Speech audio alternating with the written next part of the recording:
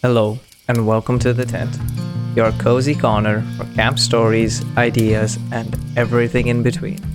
Today, we're kicking back with our good friend and camp leader, Nandu, and joining us as host for the day is Raj.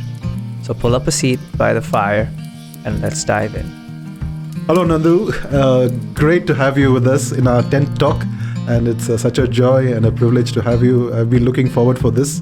You have been our very own and known you for many, many years now. So I want to say a big welcome and thank you for giving us your time. I just want to ask, can you just say a little bit more about yourself to our audience over here? You coming from an adventure background. Thank you, Raj. Thank you for inviting me. This is an opportunity for me to share my experience in camping. As you said, my name is Nandu, and I worked in TFT long time back. I still in camping field, but I work for a different organization now in US, a place called Grottonwood. I work there as a program director. I'm in charge of all camping activity, and I also build few activities like climbing, rock climbing. I had to do some creative work over there during off seasons, so I play different roles as well. Wow. So, especially during summer, I play program director. So, it's a busy season over there, and I work with three different groups. One is adults with special need, and one is for day camp and for the youth. So my role is to design a program and execute it. So I connect with all different department, even including maintenance. If we need anything, we need to contact them. Hey, I need this for the program. The kitchen, so I need to inform them about the dietary, then the number of meals, and if we have off trip, then I need to provide them all information that is needed. So they will prepare only what information I give. So my role is basically like a captain of the ship, and I have it depends on like each season. Sometimes I do get 10 staff and 12 staff for the season. So one role, but playing many things. So need to manage staff as well. Incredible. So staff training, make sure the interesting part during summer is our staff, they come from different part of the world. Nice. They come with zero experience. So we train them within the 2 weeks, we train them what they will be doing, give them a picture. We don't overload them. We understand what is their capability. Then based on that, I train them and I step back and I see everything is under control. So we have 9 programs, but into 3. So basically 27 camps in 9 weeks. So our staff, they need to be ready. So they play different roles. So as I said, they lead adventure activities, entertainment activities, then even water activities. So it's a whole a big program broken into smaller pieces during the training. So I stand back and make sure I see everything is done. Super. So that is what I'm doing right now. That sounds like a whole lot. That's an incredible. But how did all of this begin? I'm sure you've been in the camping field now for over 20 years now, almost? Yes, I would say 20 years. 20 years. As before coming here, I was sharing with someone, I said, I don't keep a track. I didn't keep a track how many years, but definitely 15 plus years. When I was in 8th grade, I had a chance to be part of a rock climbing. I was in athletics, but during one day it rained, so we had to take shelter And when I was taking shelter, and right behind me was a huge climbing wall, then my focus just changed completely. I kept watching the climbers climbing up and down, even though it was raining. And I wanted to try, and I tried it. And I felt, okay, I need to be part of this sport. So I started as sport climbing. Then I had an opportunity. One of my friend, he took me to a camp. He asked me if I can volunteer. You wouldn't believe my first camp experience was I did a camp for a mosque. So that was outskirt of Bangalore. So all I did was just built a bonfire, then few activities, and more than the activities, I really enjoyed connecting with the kids. Right after camp, one of the priests, he called me back and he said, "You did a great job," and he paid me some money. Then I said, "Okay, I enjoyed work and I got some money." Then I kept telling my friends, "Okay, call me, if there is any camping opportunity." So that's how I started. And then I started going to church because that was a biggest turning point in my life. Then that's where I met you. And I heard about TFT, and you were looking for someone who has a little experience in camping or adventure activity. So it was the right time how we got connected. Then that's how my journey started. What has been some of the learning outcomes as a teenager? Because when I met you, you were about 18 or 19, I guess. And it has been a long journey for us, both of us together. And when we both were in this field as new as it was, what has been some of your learning outcome as a teenager? And now, you're into your 30s and a father. What do you say some of your learnings has been in this camp personally for you? Raj, I would say that it's a long time back again, 18, 19. When I first joined TFT, it was purely based on excitement. So when I got in, it was the learning just started the day when I started to work, when I made a decision. Okay, this is what I love to do it. And I was just enjoying the work I was doing it. But I only realized that my experience was growing when people started to trust on me. Okay, Nandu can do this. Nandu can do this. I need to ask with Nandu and what program and what activities. So it became, so you started to trust me. Then it became a group of people. Then that group of people became a huge. So I took that responsibility when people started to trust, and they trusted on me that I will deliver a good program. But until then, it was purely based on passion. So that's where I started discovering, okay, I need to work on these areas because I have a group of people that I need to deliver. They trust me, even including the campers. So the feedbacks from the camper, that really motivated. This is the best thing that happened in my life. That's what the kids used to tell. A simple camp cookout. They say, "Oh, I never had this food before. This is amazing. Oh, I can be a cook. I've never tasted a dessert like this." So through these feedbacks and trusting people, and I switched I would say they were like phases of journey. So each season, it helped me, and especially when I faced challenge, I did not give up, but rather I found a way how I can work that out. Yeah. So you sent me to Honey Rock 2015, I guess. So during I was at the lab, we were just casually sitting in front of the computer, and we had some 6 computers, and one of the computer was not working. So we walked in the day one, no one was sitting because the computer was not working.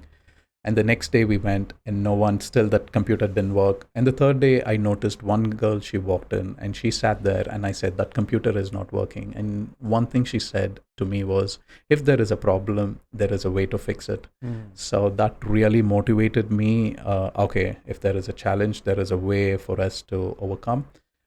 But being in camping, challenge is one of the interesting part for me, because every time I face challenge, that motivated me and made my work more interesting. Especially when the campers are repeated, so we had to do something different. Yeah, that's where my learning, and that's where when I learned to switch hats. Yes. Yeah. So talking about challenges, Nandu, in India, outdoor camping is not looked as a career or a profession. It's quite a new concept. How did you, face that challenge? Because I'm sure when you were working in, so people would say, "Is there a career in this? You need to get a proper job," is what the word they would use. They would say, just going to the woods or playing games, or will that bring you income? How did you, handle that challenge and making that as a career choice? Then of going into, like, almost all Indians are into software engineering or sales or doctors, and with that kind of a mindset, how was this camping, which kind of challenged you, or how did you take this up as a career? Yeah. As I said, I started camping based on my passion. I would say I would divide this into two. So one is like passion, and especially when I see through income. To be honest, I did not make a good money initially, but I enjoyed. I enjoyed, but the dividend was I couldn't have bought what if I was in if I would followed my expertise, what I studied. So when I was in 12th standard, I studied business. Then soon after that, I was given an opportunity to work in a corporate field. But I worked for 3 or 4 days, but I was not happy. Good package, but the package did not give me like what I wanted. So more than the money, I felt happy, and I discovered more about me through camping. Wow. And the feedbacks, as I said, the campers, what they gave, that motivated me up. When I would say, the career, when I started, it was challenging. It is a challenging field to work. We see the growth will not just happen 1 year or 3 years. It's all about you stay. It's like a stock. You leave your money and find out like where you are, and definitely the returns are big. So example, today someone is trusted in US. I didn't apply, and they offered a job to me. They said you can do this role, and offered me to be a program director.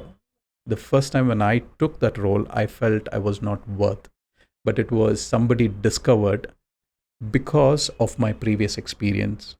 So the growth I did not get immediately. It's a journey. It took a long time, to be honest. So I gathered the experience after experience after experience. So when I was given an opportunity to display it, and I just did based on my experience. And now I have a good house, and I have things to do, and I can travel around the world. And yeah, this is all because of camping. So I did in fact, I came up to you, twice. I said I'm gonna quit. So if I would have done it, the reason I said, because of my family situation, so they needed money. So I put myself, okay, I'm gonna change jobs, so that would have paid money. But today, it given me a good a foundation in career, me holding a good position, working in camping, and living in 250 acres. So no traffic, no pressure, no dust, and we are so happy. And there are a group of people I live around us. All everybody have the same a passion to it. So we learn from each other, and this has all happened because I was in this field. It's simply because I said, okay, I'm going to stay in this field. But this didn't come to me very easily on my plate. I worked on it. Yeah. So I would bring Bible as well. Like, I always trusted God is watching me at work. So that also, I never compromised any quality or any work. I always gave the best. So I got the best life now, I feel, because recently, as you said, I became a dad. So my son was born in camp. So that is the biggest thing. I never experienced that my wife will get a job in camp. So we all three live in a camp, we work in a camp, and we learn, and we also have an opportunity to bless others through. So these are the benefits what I got. I would say there is a career. It all depends on how disciplined you are and how much you give back. It's a challenging field, but you have to face the challenge if you want to make your workplace more interesting. And I said I would divide this into two. So that is personal. And with my family, they're very happy because of my character, personal. They're so blessed to see how I am helpful to others and helpful to family as well. So I have peace, my family has peace, and this is something which the money can't we can't be bought. It's priceless. Yeah. So I would say it is a challenging, to put it in few words, it is a challenging field. We have to work hard to make our work really interesting. Yeah, it's been incredible, Nandu, what you've been saying. And I also believe that camp is the most transformational experience. Your life gets transformed. Can you give me a little bit of an insight about what transformation that you went through while you were a leader in the camp, but while you were also now a director of a camp? How do you see this as an opportunity for transformation of lives? Yeah, when I joined TFT, you saw me like, I have skills as a climber, but when I came in, when I was only thinking about climbing as adventure and camping, just staying in a tent. But I learned through the journey, we were doing other activities like abseiling. I had no idea like how to anchor for abseiling. So I came here like, I learned an anchoring, how to abseil people down, even though I had a skills of ropes and knots, but I didn't have technical skills exactly. You trusted me, and I had very limited skills. So through the course, with these challenges really transformed me. You being as a leader, when everybody are looking at you, and you have to give it back, like, And one of my trainer, I really like him. I just want to mention his name as Angelo. He said, if one of your camper dad is a climber, and if you're putting a knot figure of 8, and if the dad sees, like, if you don't put it properly, he wouldn't be comfortable, like, sending his or her child to me as a leader. So these are the trainings, like, the training which we had during the course. I would say I did not build all my skills just based on my experience. Over the course, I met few guys, they would mentor. I just said a girl who told me about the computer. She inspired me. So I wanted to be in a better place as my experience was growing. So I wanted to transform this experience into a good leader, I would say. I wanted to be a good leader. So, yeah, I would say experience, it's through the course. We are coming back to the same loop, like, every question you are asking me. Yeah. It's all about transformation, isn't it? And camp is a great tool to provide that opportunity. And one of the things, Nandu, which I've known from you is you take special interest in with people who are disabled, and you run also a camp now for disabled people. How is this different from the normal one? What are some of the ingredients that you use for making this a great experience for people who are disabled or differently abled? I had an opportunity when I was in school. I was an opportunity to get trained in Special Olympic, how to teach how to teach sports to special kids whose capability are different. So not differently abled, the kids, they all have different abilities. But how do we simplify? That is one tool. I learned it through this training. But when I was in school, I had no idea why I have to do this training. So I did the training. I never used this tool for next 3 or 4 years.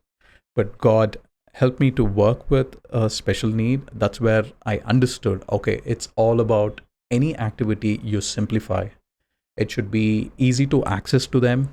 A simple thing is a landing and taking off. It should be simple. As if they are in the wheelchair, you just clip them.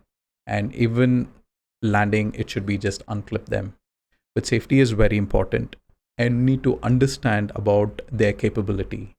So a lot of homework before we organize a camp for them or any activities. Understand your campers' abilities, whether if they can do it.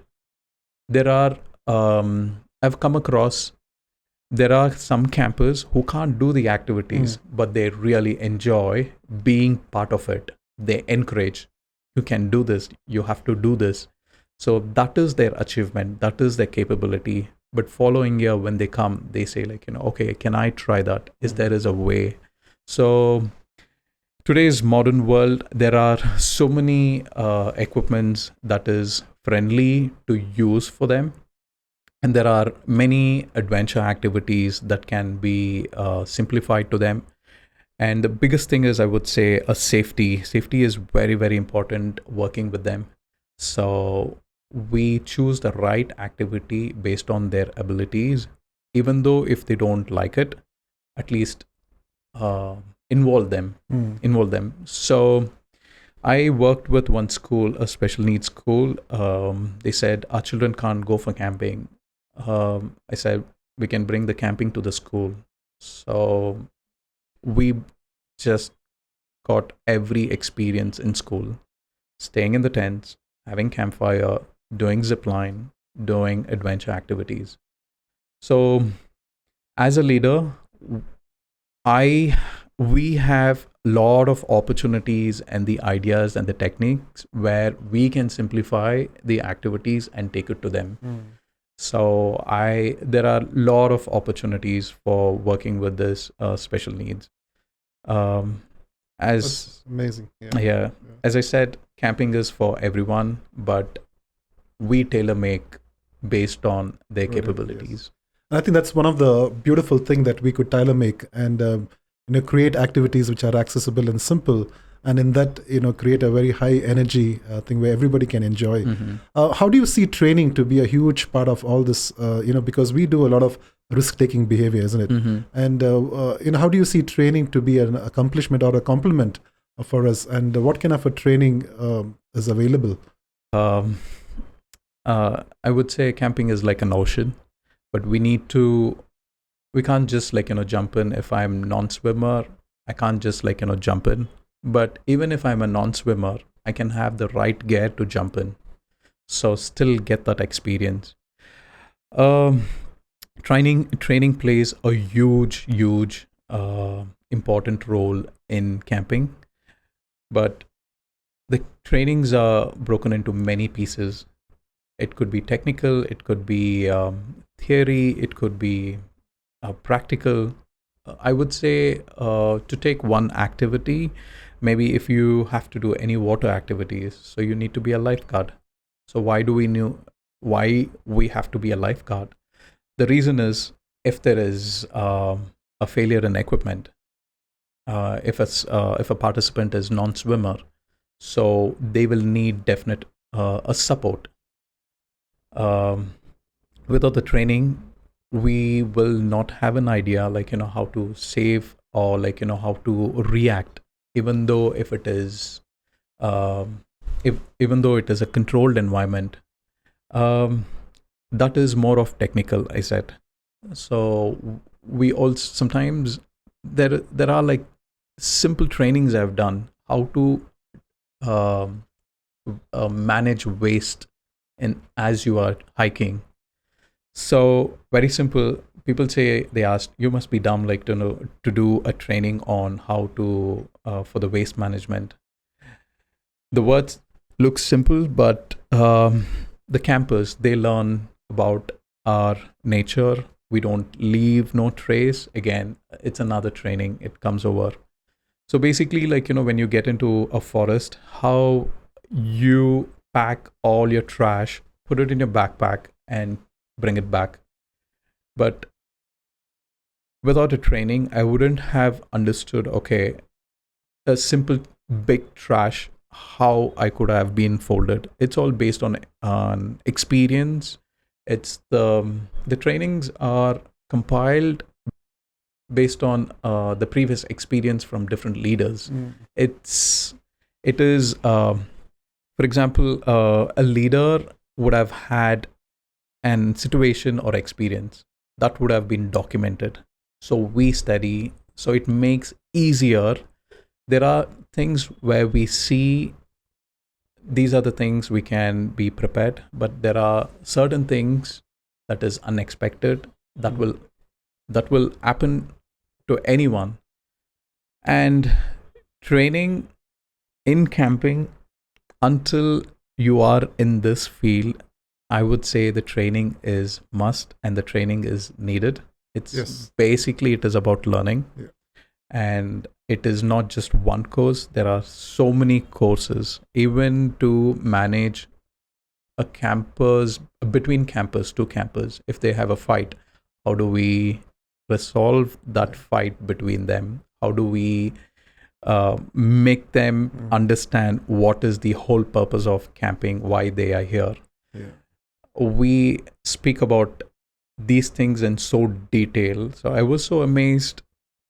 I was thinking all I do is activities, but as I said, like, through the course, through many leaders, we learn from each other.